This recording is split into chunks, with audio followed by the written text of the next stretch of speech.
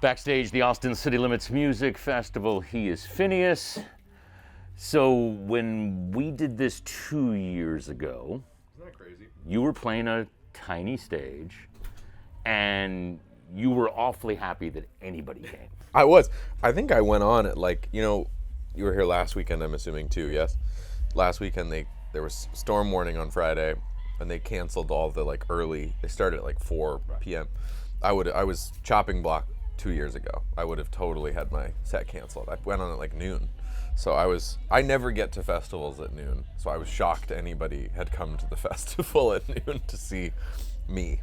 Well, and largely your growth, popularity-wise, has come in the last 2 years during the pandemic that made it very difficult for anybody to have a record that lasts more than 24 hours. Oh, it's such a good point, man. It's really true. The lifespan of material during the last year and a half has gotten so short because the sort of arena in which we promote and ingest material is so limited. It's such a good observation on your part. I was thinking about, we've been playing shows with my sister, and she has this new song, Happier Than Ever, that is a real moment on stage, and the crowd sings it as loud as they possibly can, and it's we wouldn't know that a year ago. Do you know what I mean? If we put that out, and we have another song called Therefore I Am that we did put out a year ago, and it's a really fun moment in the show, and it's the first time we've noticed, we're oh my God,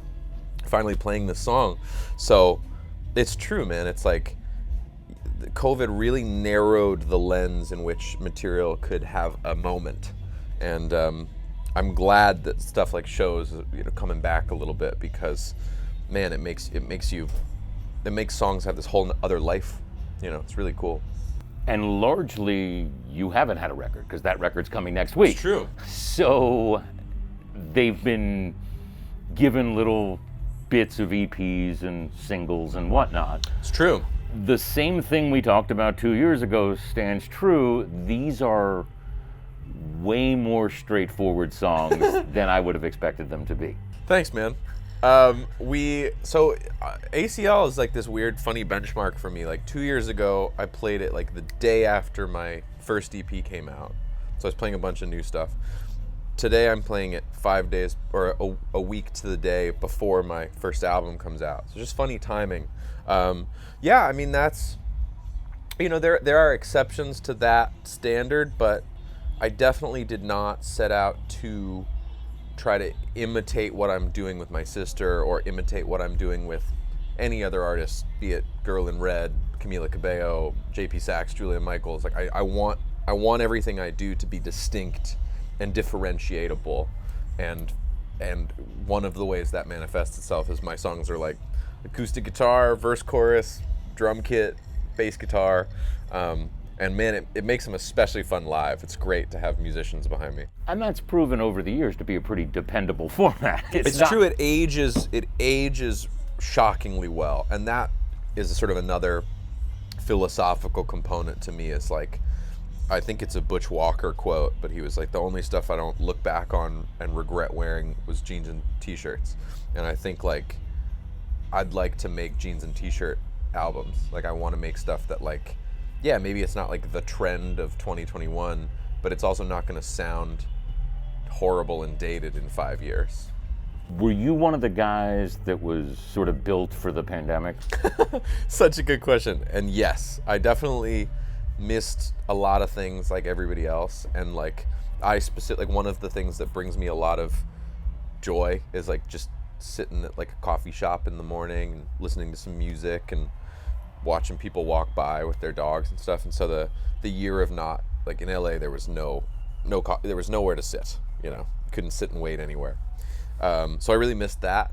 I love, one of my favorite activities in the world is having a dinner with my girlfriend and then 2 of our friends. That's just an unbeatable evening to me. So enjoyable every time. At a great restaurant. So missed all that stuff. Missed and playing you're on shows. the cusp of not being able to do that again. Also, why? Because if this works out, then you're not the guy that can sit at a coffee shop. You know what? I think I think something will have to go terribly wrong, and my music will have to become wildly huge for that to happen. Like I think I'm safe. I don't think I'm in danger. Huh. But you've seen the circus of your sister. Yeah, Billy can't do it. I mean, she can do it, but it's, there's a But bodyguard did that with make her. you? I don't want that. You don't. Right. No, that, I mean, that's listen, what I'm saying. Listen, So I yeah. love making music, and I love playing it live, and I will always do what I can do in service of the music. I'll sign as many cards and do as much promotion because I believe in this music, and I want to play shows and whatever. I understand the mechanics of it. But if I got to choose, and nobody gets to choose, but if I got to choose, there's totally a ceiling of like notoriety that beyond which is like pure chaos and like complications and stalkers breaking into your house and stuff like that. So I'd cap off somewhere, And lastly, Yes. last weekend, Yeah. you became a protest singer, which is great. There was a moment where, what did it say behind you? I probably said "Bands Off Our Bodies," which Bands is Off Our Bodies. a slogan we're working with. Yeah, I mean, I love the city of Austin, and we've played shows all over Texas, and I love a lot of people here, and I think regardless of political stance or religious background, like women's rights issues are always going to be of the utmost importance to me, and I think like when you frame something like that, to me it's a women's rights issue, and that's sort of inarguable to me personally. So I think everyone should have the freedom to do what they want, and if you are a person who doesn't think you should get an abortion, obviously I'm not going to tell you should get an abortion, but I don't think you should get to tell everybody else what they can and cannot do. And you've got this platform and you're using it, and Yeah. that's one of the uniquely good things about. Oh, it's great. Yeah. It's awesome. Yeah, I think among the several best things about having a career like this is getting to throw weight at issues you care about. And we were very vocal in the last election cycle, and we try to speak up and advocate for climate change reform and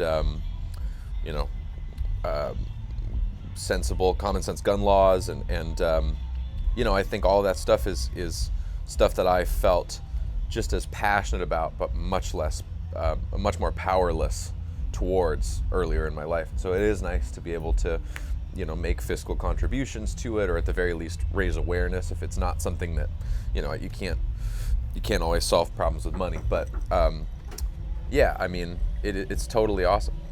All right, he is Finneas, and this is his second appearance at this festival in 2 years. And I just wanted to say, with the mask on, Yeah. I didn't quite recognize you, but obviously, and the voice is a giveaway. And I know we talked 2 years ago Yeah. at ACL, so I said nice to meet you when you walked in, but Oh. it was the mask, so I apologize. that's all right. We'll do more from backstage at the Austin City Limits Music More from the Festival in this air-conditioned weekend too. Trailers Trailers of This is the only backstage. time I've been inside the whole festival. Oh my God. With Austin City Limits Radio.